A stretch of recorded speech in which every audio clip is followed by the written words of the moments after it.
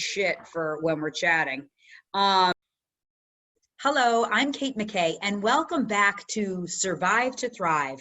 Today, I'm bringing back Briar. I interviewed her not so long ago, and we had so many things to talk about that I really wanted her back, and particularly in regards to relationships. So, Briar is both a psychoanalyst, a therapist, a best-selling author, and also a doula. So, welcome back, Briar. Thank you so much. It's great to be back. Super glad. So what we were speaking about, that's something that really obviously piqued my interest because I'm single and you have a long and loving relationship that's really thriving. Um, and I'm thriving in myself, and also I know you're thriving in your relationship. But what I'm wondering from you, using your years of experience with couples and singles, what would you recommend, or how have you seen the possibility of taking this opportunity of this virus to open up deeper, intimate conversations that people can have the courage to do so? That's so great. Yeah, I think, starting relationships is often daunting at best. And now here everybody's social isolating and worried about what other people have and am I going to catch it? So how do you get connected, stay connected? Can you date while you're social isolating? How does that look? I saw somebody post the other day on social media and she was so sad because she hasn't seen her boyfriend and she's missing him. She's been getting a lot of work done at home and she's been really sad. There's so many layers to this. So, it made me think a little bit about my initial dating with my husband. We've been married for 32 years and we have 3 children together. And about 2 years ago, we found out we actually have 6 more kids. And the way that happened was he was actually a sperm donor. So we've gotten to know these kids. They're fabulous. We love them. They've only made our relationship better, which is also a puzzle for a lot of people. Oh my God, if my husband was a sperm donor and the kids got a hold of us, there's no way we would be in a relationship with them. So I love these kids. They are great. One of them had a birthday yesterday and we celebrated virtually and that was lovely. So why am I telling you this? Because there we were 33 years ago, 34 years ago, dating. And my husband took me out for dinner and it was to this lovely kind of upscale restaurant. And we were really kind of broke graduate school students. And we're eating and we've only been dating briefly. And I thought he was a really cool guy. We had a few great conversations, but I'm puzzled as to how this poor dental student is paying for this fabulous dinner. And being very bold, I said, how are you affording this? I mean, this place is great. And he said, well, I really kind of gave it some thought about whether I could be honest about this or not. And I'm just going to tell you, somebody came to the dental school recruiting and they were looking for people who might be interested in being sperm donors. So I was a sperm donor and they paid pretty well. And this is the sperm donor money. Happy cheers. Cheers. Exactly. And he was so scared to tell me and thought, I think he's some weirdo or creep. And I was in social work school at the time. And I thought, what a great guy. That first of all, he's honest. Second of all, he's playful.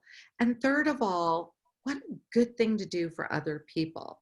So that just checked off all these boxes for me after many years of dating.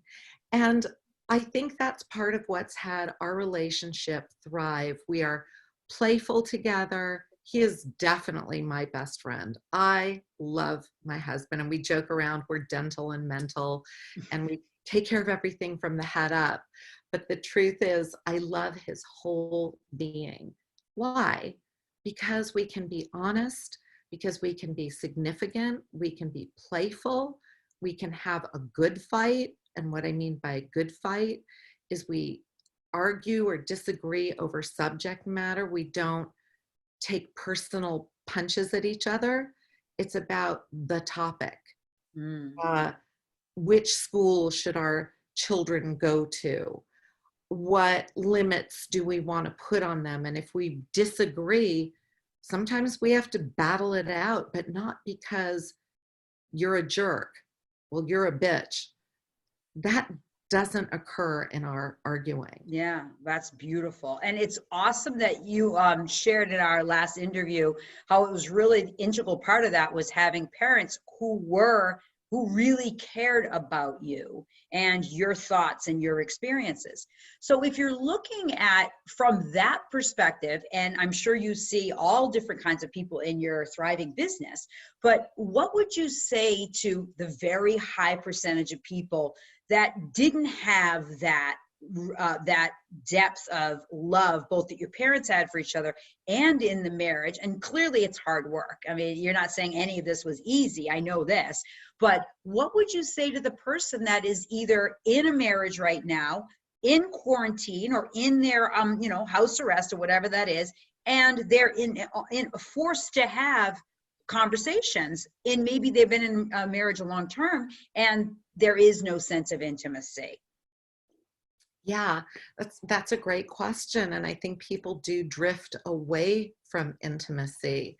And I recently had a patient who was talking about, actually, it was a couple that I was seeing, and they were both saying that their intimacy had really dissolved, as had their communication. And I think the first thing is you really have to get back into communication with each other. So I'm going to break that into a couple of steps because we often think we're communicating when we're not. Mm. So partner A, so Jay, my husband, says something to me. If I respond to him and I just start talking, I'm going to talk to what I think I heard him say. What I think I heard him say is not necessarily what he said. How do I find out if what I heard is what he said? He says to me, "Hey, honey, I'm really missing you. Can we go play a game of chess together?" And I hear, "Honey, would you hurry up doing the dishes? I need some attention." That's not what he said, but that's what he heard. If I take a minute and say back to him, "Okay, so what I heard you say is you're annoyed with me for doing the dishes and you need me to hurry up so I can be with you." That gives him a chance to go, "Whoa, that's not what I said. All I Mm. said was, I'm missing you and I love you. I'd like to spend some time together." Mm. I then have to stop and say, "Okay, great. So what I got is you said you're missing me and you love me and you would love to spend some time together." He can then affirm that's what he did or didn't say. Mm. We don't act like that as couples. That even works with your kids, with Mhm. bosses, with employees. Is what I'm responding to what was said? And those are so imprinted. That subterfuge is so ingrained in so many households, certainly mine, right? So, we study all kinds of things in school, but we skip over the most important thing is how to heal your family trauma and what you grew up with, but also how to have deep conversations and not function from a place of fear, which brings up all different kinds of really negative repercussions. That's right. Mm.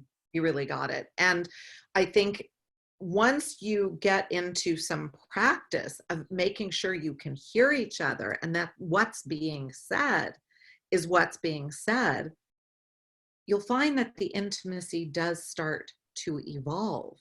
So, in this couple that I was recently seeing, one partner said to the other something with the intention of being intimate and sexy, and the other one heard it as a total insult.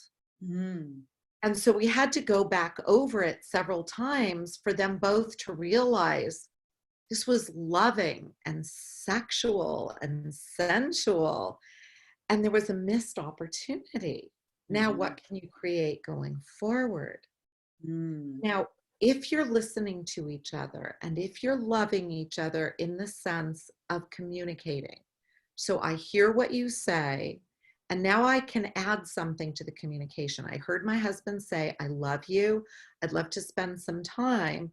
I can say, hey, you know what? I'm going to finish doing what I'm doing right now. How about we meet upstairs in 5 minutes? Can you light some candles and draw a bath? Which is what we did the other night for date night because we couldn't go out. Right. Yeah. He put candles all around the bathtub. He put a book by the tub so we could read to each other. He filled it with bubbles, and it was lovely. That was our home date night. Mm. It could be silly, it could be fun, but if your partner isn't your best friend and you don't think you can be honest, you have to start there. Mm-hmm. Right. And so what could you give some questions or ways to facilitate if you're feeling a disconnect? Yeah. So what you said was great. What do you say if you're feeling a disconnect? Mm-hmm. That's what you just asked, right? Mm-hmm. Okay, so I'm making sure that I'm hearing what you're saying. So Mm-hmm. now I'm going to say, hey, Kate, I feel like there's a disconnect between us right now, and I'm not sure why. Did I miss something in what you were saying? Mm. Now you can tell me, no, actually, you heard what I was saying, so I'm not sure what the disconnect is. Or you might say, you're right, I don't think you did hear what I'm saying. Mm-hmm. And then the third one, which I hear oftentimes as a coach, is what they'll get is, I don't know what you're talking about. Like, Mm-hmm. what are you talking about? Because when you make a shift, a paradigm shift in the way that the relationship was normally functioning, you're setting a new trajectory. And so Yeah. I think that it requires great courage to be able to speak your truth and look for clarification and understanding what that ramification may be. It's So the first scary. part of It's that, scary, absolutely, Briar. yes, you have to set your intention because Mm-hmm. when you do something new, like dive into a swimming pool for the first time and you're going to go head first, you have to set your intention and go, I've never done this before, and going head first into anything sounds like a really bad idea. Yeah. But if I think about the outcome, I'm going to be in the water. I've been practicing this. I've been getting ready, and I hear it feels great. This is going to be great. My intention is this is going to be great, and I'm free to do something new. Now I dive, and it's still scary, Mm-hmm. but I have an intention that it's going to turn out great. All the more so in any couple with your partner, I intend that this communication is going to give me something better than what I have. Because if I keep going down the road I'm on, it's not going to end well. In Yeah. fact, it may end. Yeah, it's soul sucking. It's similar to a conversation I had today in regards to sales conversation. And it was making the discernment between being committed and being not attached. So, for example, in this situation, how I'm thinking of applying it is if I'm speaking my truth, I'm committed to speaking truthfully from my heart, and I'm hoping for a positive outcome, right? So I'm speaking from the truth of my heart. And so their reaction is really their reaction. But if I'm coming from a place of love and clarity and I'm committed to that, then their reaction is their reaction. And it's true. And even in a sales business, I'm presenting this really cool offer. I'm really excited about it. They say no. That has nothing to do with you. Right. And so being able, that art of detachment. And I think, honestly, I really learned that most deeply after I learned it through grief after the passing of my son, because ultimately, I mean, he was such a Buddhist, not attached to situations in a really beautiful way. Mm-hmm. And so I think that sometimes we learn the deeper lessons through the grief and loss. And it could be anything. I'm not saying it has to be at the magnitude of losing a child, but it could be really knowing that in your relationship, that you want more, that you deserve more. And if you speak your truth and there's a possibility of that relationship not working out, that has to be okay. Yeah, which is so true in the dating world. If you're lonely. Tell me Mo, says single Kate.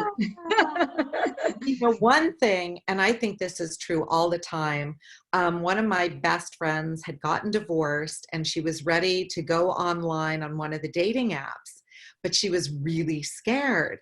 And so me and my daughter and her wife sat down with her and created her page. And one of the things we were talking about was you've got to be brutally honest. Like, don't put your best picture up. Put your most real picture up that captures the reality of who you are emotionally. I think she put up a picture with her and her two daughters. It was a great picture. And then really, what are you committed to in a relationship? And be really honest on your app. And she talked about, we happen to be Jewish, and she does this yoga Shabbat on Friday nights when they offer it. And so she put how important that is to her. And she talked about being the CEO of a hospital and that it's really important to have somebody who will challenge her and who she can challenge. And she wound up meeting somebody great right out of the gate. I think she went on a couple of dates where the guys hadn't been honest about who they were, but she met someone on the third date who she's been with now for, I think, 3 or 4 years. And it's a really great relationship. But so this goes to the question, or two things actually about that. Number one is, in the new paradigm of dating app and social distancing, from my sense, it appears as though we're going back to a little bit more of a courtship model because like the bottom line is, which is like a good thing, right? So because you have to actually get to know somebody instead of just sleep with them, which is traditionally what these apps are about. And I'm not saying that they're bad. I've met some wonderful people, wonderful, wonderful men. But what is that new paradigm shift if we haven't been trained to have deep and honest conversations, right? I mean, that's the first point. And the second point is, I don't remember, but if you could, if you could, that's loaded though. Yeah, I mean, right? I know, legit.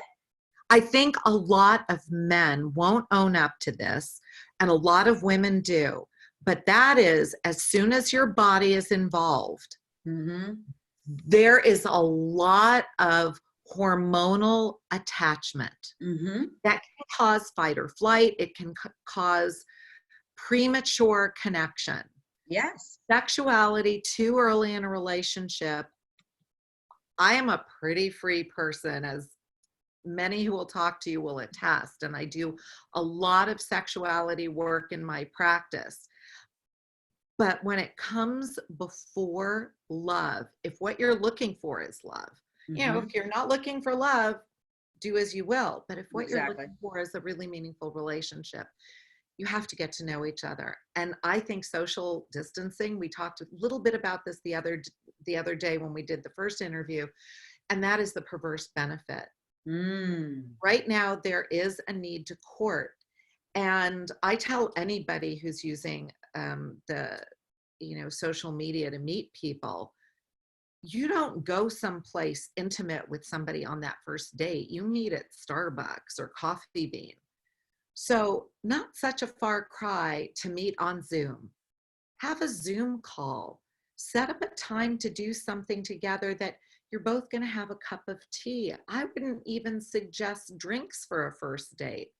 Maybe a second date, you're going to, both bring your favorite mixed drink, or you're going to teach each other how to mix a drink on Zoom. But that first call, bring a cup of coffee or tea and just have a simple conversation. And in a way, coronavirus is the all-time leveler because you can start with that. This is weird, huh? Kind of is. Yeah. So what's it been like for you since this has struck? And really get into, how is it to be with yourself?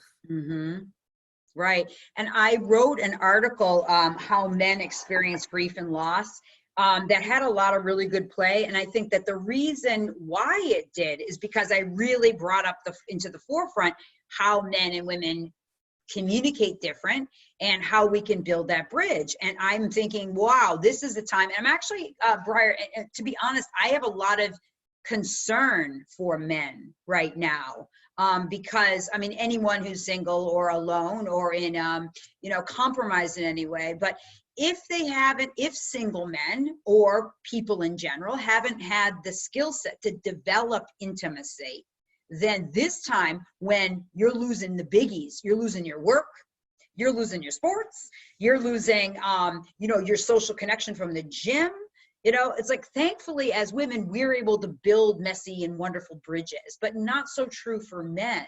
And so, in what ways can we play together right now? I'm reaching out to lots of single people, men and women, old and young, marginalized people, socioeconomically challenged, because this is the time to reach out and build deeper intimacy. But the whole dating thing, I'm sort of like, this is weird, right? Well, it's really interesting because my husband recently joined a men's group.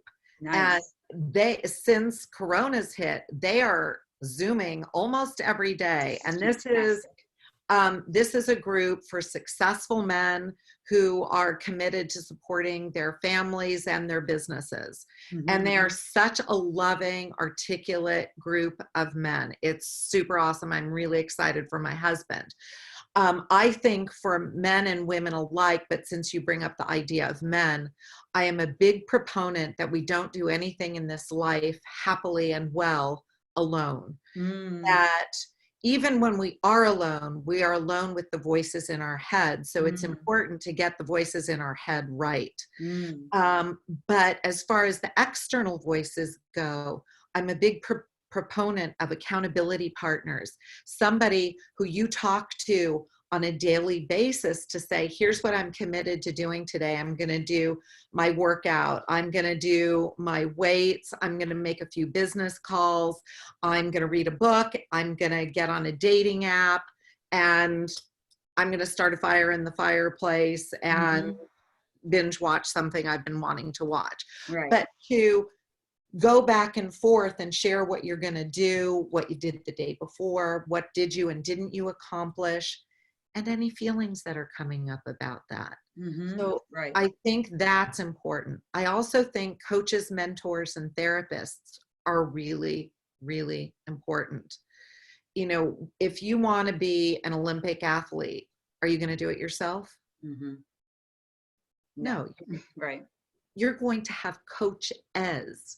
If you're a gymnastic athlete, you have a coach for your beam, you have a coach for the floor, you have a coach for every aspect of what you're doing. Well, you need your personal board of directors. That's how I call it. I think we talked about that, but it's basically like a therapist, a coach, an accountant, an attorney, your best friend. These are all people that are surrounding you. And now in particular with people with job loss and being at home, this is a perfect time to hone in on your board of director and really draw in the intention, as you use that word earlier, of drawing in the most powerful board of director you can, right. And how you guys are going to up level together.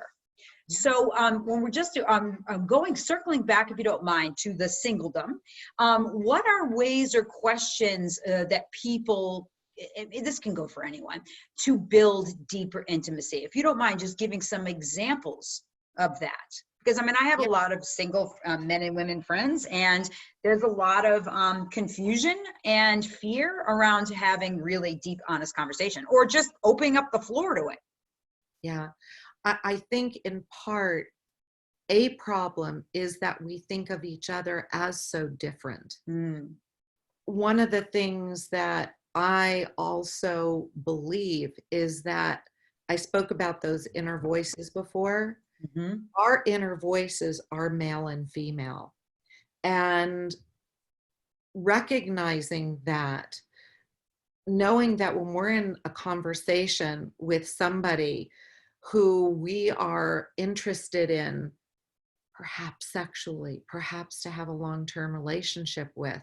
And I'm kind of watching my words here because I have a daughter who's married to a woman. Not everybody is looking for an opposite sex partner. So it's really, that even drives my point home more. Mm-hmm. It's about not thinking about whether, if I'm a woman, I'm talking to a man to a woman to woman, man to man.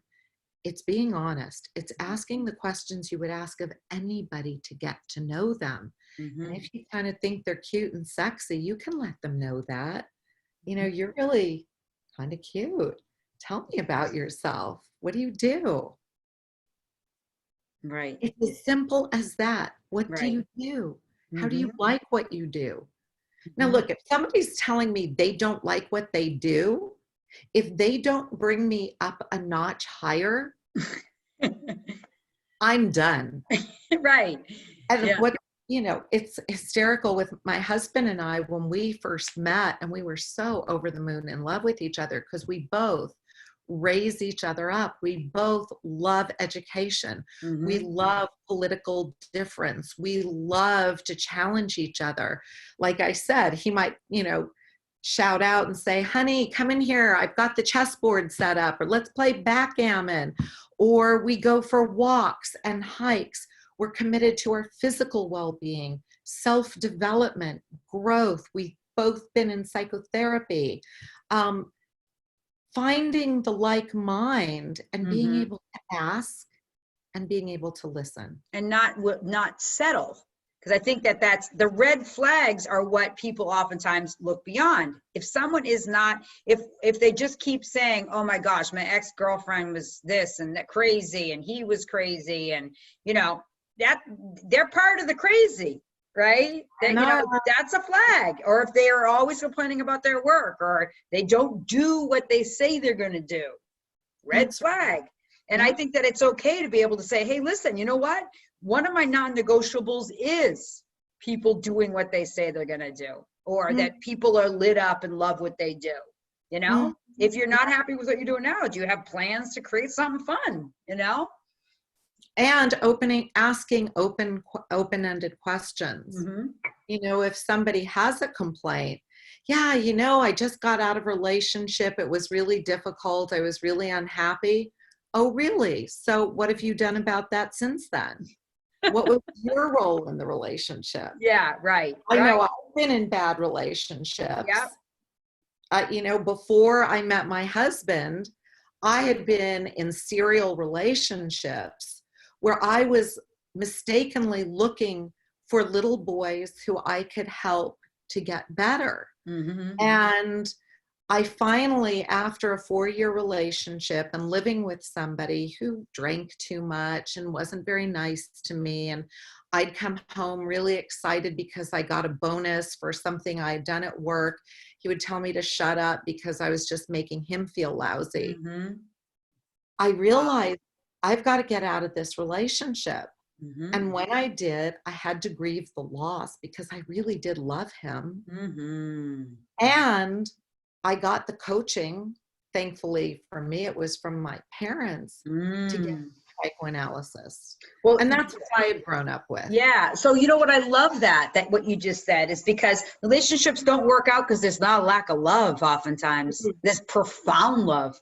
And yet it's just, I mean, can you talk a little bit more about that? Because that's big. And I think people are like feeling like oftentimes like the only way they can get out of a relationship is like, I hate you, or, like creating animosity in order to split. The whole idea of, you said intercoupling and then decoupling, what that looks like. How to do it Yeah, with grace. I had really not been in love with a grown-up man. I had been in love with a child man. Mm-hmm. And, when I had to go back and say, I'm moving out, I had to tell him, here's why. Mm. This is bad for both of us. And I think we both have growing up to do. And I packed up my stuff. I went home. And every day I would sit in a rocking chair and I would cry. And my Mm-hmm. mom came in and she told me one day, she helped me set up the structure. She said, look, you can cry your eyes out every day for 10 minutes. And at the end of 10 minutes, you put the sad music and the Kleenex away and you start working on your life. Amen. So great. And since then, I've read it in different forms in different people's books. I thought, oh, my mom's so smart. It's great. But Right. it was really great advice. And the truth is, when I did go and get myself psychoanalysis, which was lying on the couch 4 days a week, and being able to get in touch with my deepest worries and concerns, I would spend the rest of my life alone, that I was not lovable, that people had always told me I was smart. And when I start talking with guys, they don't like me because I Mhm. threaten them. Mhm. I don't like that. I just want to be a dumb blonde. I'll go and dye my hair. I'll just blink a lot. Oh my gosh. And Oh, I really don't believe there are dumb blondes. I think it's yes, a exactly. horrible image. It is. Yes, I And totally I, get your point though. I wanted to denigrate myself, and I Mhm. had to get in touch with why. And really, at the core of it, wasn't something that I was doing or could fix, change, and alter on the outside. I rooted it back to loss when I was 18 months old and had a little brother who died. And the Mm. fantasies that came up in primitive ways in dreams, that I could save the baby men in my life in ways I couldn't save Mm. the baby brother. Wow. And well, that's very thematic for me because when I was 23, my brother was murdered, my younger brother. And so, thematically for me, I married someone that I had to care for, right? So it's like that is a story for me. So being able to say, no, actually, what I'm looking for is someone that thinks I'm cute and also thinks I'm a badass and also knows I'm smart, like, because, years and years of having to play small and hearing that same voice, Katie, you're too loud. Katie, you're too this, Katie, you're that, right? Spend my whole thematic life. And I love that you had the courage to do the 4 days a week of psychoanalysis, and then understanding, as you already do, that there's other modalities of healing, but you got to find one that works. I mean, I've worked with the shaman, I've worked with the astrologer, I've worked with the grief counselor, I've worked with a regular counselor, I work with a coach, right? The way we can succeed is hiring in the people that are going to up level you. And if you don't have the cash, mentor someone. I mentor a lot of young people because I'm passionate about helping young people live in their highest and best light. Absolutely. There are so many ways to get mentored, so many ways to get coached, to get underneath and to get to important stuff. And Mm-hmm. look, if you're really dealing with massive sadness, massive anger, massive worry, there are so many ways to get therapy even now Yes. online. I'm Yes. Zooming all my clients. Reach out to me. I'm happy to do some free consultations and help people find a direction. And I've Right. done a lot of stuff other than psychoanalysis. And it was, in fact, one of my coaches at Landmark Education when I did a program called the Team Management and Leadership Program. It had been a 2-year program. It was coming to a close. And she sat me down and she said to me, "What's next?" I'm like, "What are you talking about? I'm about to turn 50. I'm at the apex of my life. It's great. What do you mean, what's next?" And she said, "Look, you're either expanding or you're contracting. Yeah. That's how life goes. What's Mm. next?" I thought, oh shit, what is next? And I Mm. had to give it a lot of thought. And I realized my life dream was ultimately to become Dr. Briar Flicker Grossman. And I went back to graduate school and I got my doctorate, which took me another 8 years. It's But the so awesome. growth was amazing. And I went Right. through another analysis and I did more training and I started to write. And it was great. Now I teach. Right. So what's next? What's What's next? next? Well, you inspired me because I really, when I was little, I always wanted to be a child psychologist. That was like if someone would have asked. And so our conversation that we had when we were hanging out in wherever we were, LA, was like, I really want to go back and get my master's. And sorry, my phone's ringing. Nah.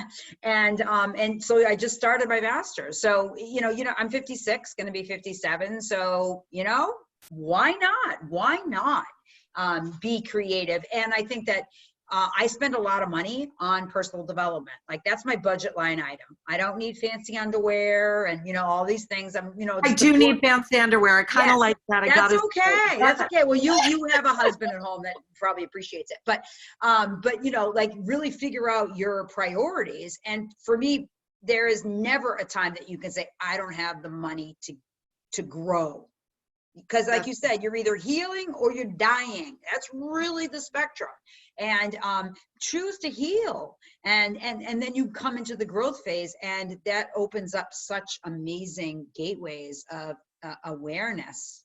And I love the idea of what you said, Briar, about really we are here to couple. We are here to grow, and even especially in the broken spots of the gentleness of those little broken little nuggets of us that is seeking to be held and loved.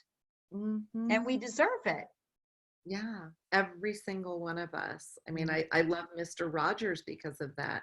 Each of us is special. Mm-hmm. And I love that. And I think it's true. Mm-hmm. And you touched just now on this idea of, financial lack. Mm-hmm. And I think it all goes back to coupling. And if your intention is for abundance, and you can open your heart to being abundant with love, compassion, looking into yourself, coupling is always about abundance. You take a thought with a feeling, you couple them, they give birth to a new idea. Thoughts and feelings come together, are good intercourse.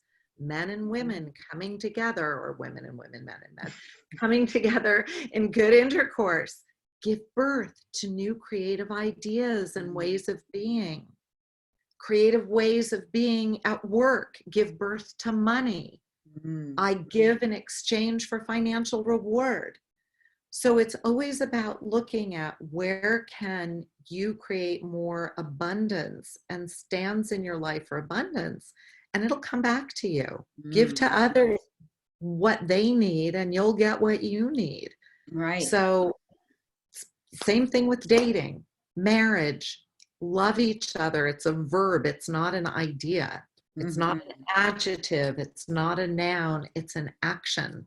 So it's like waking up every day and saying, how can I love today? Yeah. How am I going to make love to my life? Yeah. To myself. Yes. If you're living alone, buy yourself some great underwear. I gotta say, not only do I love it, my husband has some great velvet boxers. They're awesome. Ooh, those sound sexy, girly. Right. Yeah. For me, it's the fitness thing that brings me. So when I lift weights or I exercise, that's my flow state of when I come alive. It's really, so I think that that's just the great expression of where in your life are you looking to come alive? And now is a perfect time for rebirth as we lean into the struggles and challenges of today. I hope we take with us what we learn during this time of social isolating, because it's a time to find ways to go on dates with yourself and to notice what you like about you. And I read a book many, many years ago called The Artist's Way. And in that book, she talks about taking yourself out on dates. And I remember the first time I took myself to a movie without a girlfriend, without a boyfriend, and I was actually kind of scared.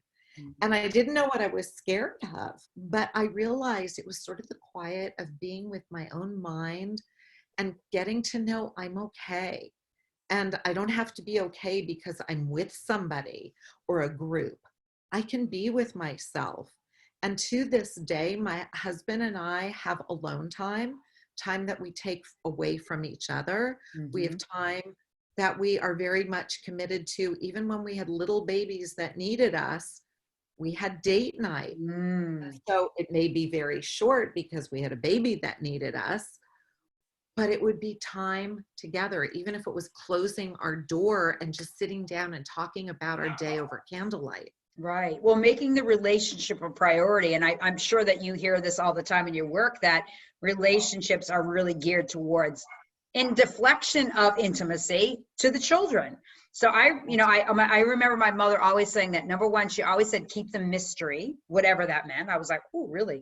And the other thing was that the relationship is the primary, that it's like the your spouse or your partner is the primary, and how are you honoring that? Because at the end of the day, the kids do move out. I know a lot of them are moved home now. But at the end of the day, it is the person that you're going to be with. And And how are you look, honoring that?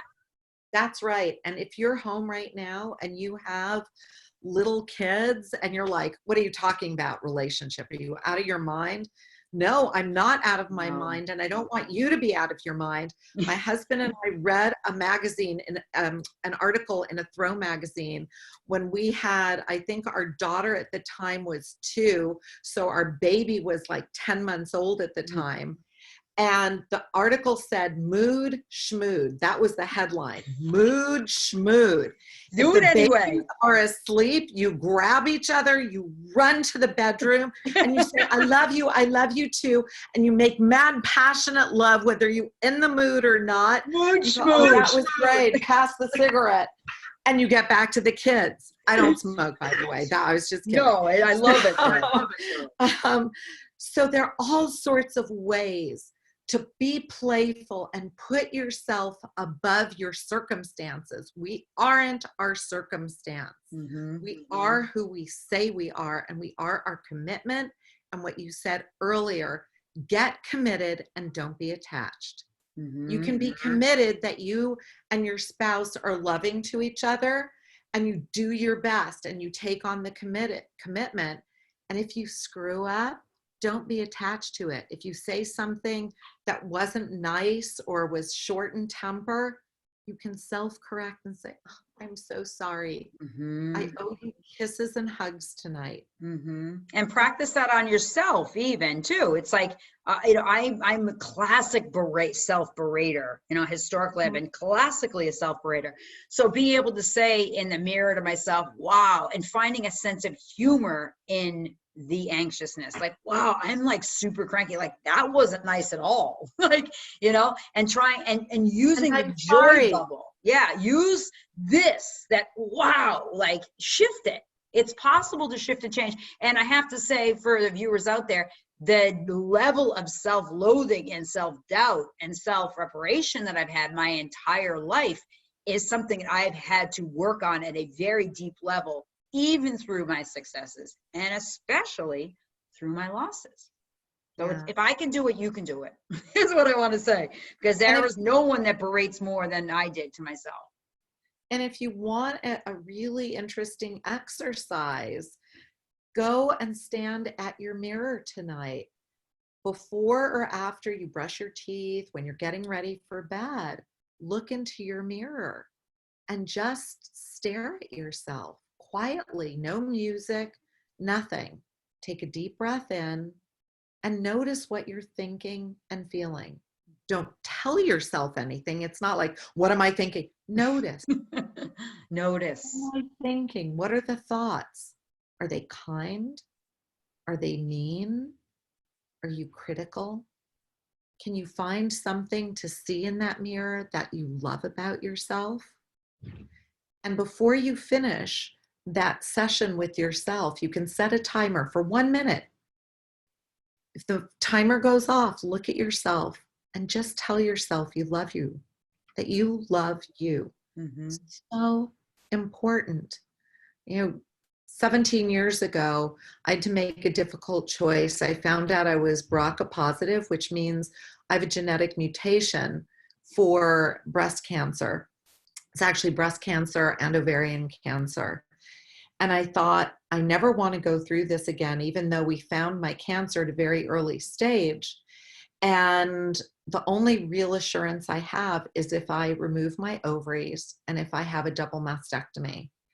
And I remember weeping as I thought about what I was going to do. And of course, one thought was, will my husband still be sexually attracted to me? The other thought was, will I be attracted to me? How will I look at myself without breasts? I've always loved my breasts. They've always turned me on when I've been sexual. I breastfed all my babies. This is a big part of my identity of always wanting to be a mom. Will I survive this? And I decided that I was going to survive, not based on a part of my body. And I had the double mastectomy, and I had breast reconstruction, and I had my ovaries out. And I remember being terrified to look at my body as I went through the constructive process and woke up with barely a breast on my body from that first surgery. Mm. And I remember my doctor coming in to check me, and he said, let's take a look. And I was so scared. And I said, I don't think I want to. And he said, we can do it really slowly, but you really need to. He was such a good man. I thank him so much. And he slowly unwrapped the bandages, and I looked down and I started to laugh. And he said, what are you laughing at? I said, I have cute little teenage boobies. And I'd been so amped up to look at myself and not like what I saw, to be horrified, that I really was amused, and I laughed. I was also on morphine, got to say. But Right. But it was a real takeaway for getting perspective and realizing that we can love ourselves with our scars, with our losses, with our imperfections, and we can also be proud of the things we're good at, because everybody's good at stuff. And look at yourself and be proud of what you're good at. And understand that also too with that story is that it showed how resilient you are and we are, and that even in that moment you were like, he probably had never seen that, you know, someone actually laughing. So I'm going to have to wind this up just to respecting your time, and I am just wondering if there's anything last minute that you'd like to share with the viewers today. I think you've really hit on everything. You're such a light for everybody, and to create Survive to Thrive is such a gift that I hope will persist long after we are not social distancing, because it's really an ongoing quest for humanity. And I love you, and I thank you, and I honor you. And I really hope that everybody will take to heart that idea of love yourself, and take that minute in front of your mirror, and you can create relationships everywhere in your life. Thank you so much. Appreciate you. You too. Okay. Thank you so much, viewers, for joining me for another episode of Survive to Thrive, and we will all thrive together, one day at a time. Take good care.